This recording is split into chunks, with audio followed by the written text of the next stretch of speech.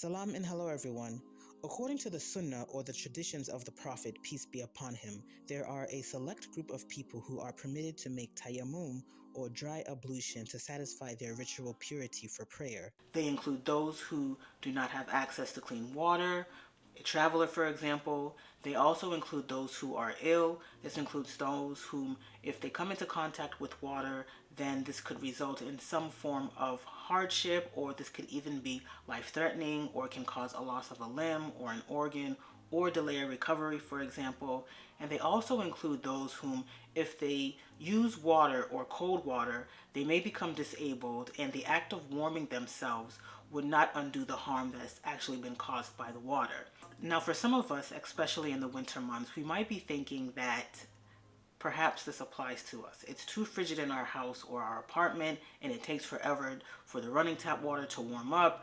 And this bone-chilling cold warrants bypassing wudu with water, so tayammum sounds very permissible at the moment. We may even pace back and forth outside of the bathroom, contemplating how cold it's going to be to make wudu for our prayer. However, for the majority of us, we cannot replace the act of making wudu with tayammum, and pacing back and forth is not going to help us get to our desired outcome, which is satisfying the ritual purity for prayer. So in this video, I am going to provide a few key tips to keeping warm during the winter, key tips to staying hydrated during the winter months, ways in which you can protect your skin, including your face, your hands, and your feet in between making wudu so that they don't become too dry and itchy.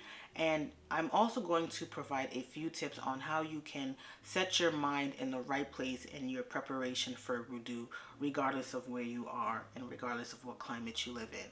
Keeping warm during the winter months. One of the best things you can do is to wear a cozy sweater or a hoodie in your house or apartment, especially if your space is drafty like my own. Another thing you can do is to wear socks during the day around the house after you make wudu, and especially if you don't have a carpet or a rug around your house. Our feet are typically one of the last limbs to receive blood flow, especially when cold, so that's something to keep in mind. And also, try and wear socks when you go to bed, preferably after you've moisturized your feet before bedtime.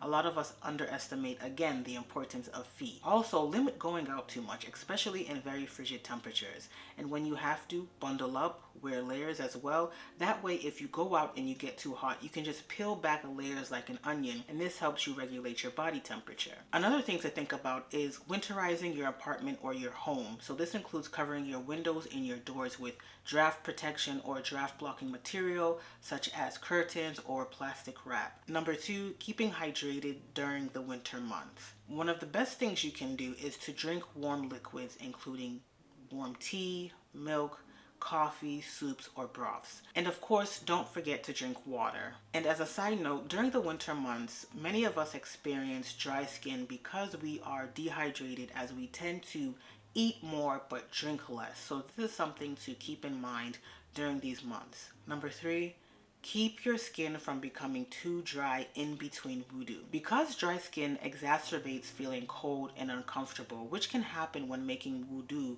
multiple times during the day, there are a few things that you can do, including number 1, moisturize in between wudu. Moisturize your face, your arms, your elbows, and your feet with lotions, creams, or butters, whatever agrees with your skin. By doing this, you prevent moisture from leaving your body by locking it in with the sealant of sorts. Now, none of these should be waterproof because we need water to get through to our skin each and every time we make wudu. So whether this is store-bought or homemade, make sure to apply it often. Also, know that one of the best times to apply a heavier cream or a balm is at night. By locking in moisture at night, you have more hours to allow the moisture to have its optimal effect undisturbed by nature's elements, for example. Personally, I like to apply a less expensive moisturizer throughout the day and perhaps go in with a slightly more expensive moisturizer at night so it stays on longer and works longer, as I mentioned earlier. Number 4, think of ways to make it easier for yourself when it comes to wudu in the winter months, especially if you live in a colder climate. So heat your bathroom with a portable heater before or during the time you intend to make wudu. Safety is a must, so if you choose to heat the bathroom at the same time you make your wudu, you must be extra careful to keep all wires away from water. Also, close the door while making your wudu.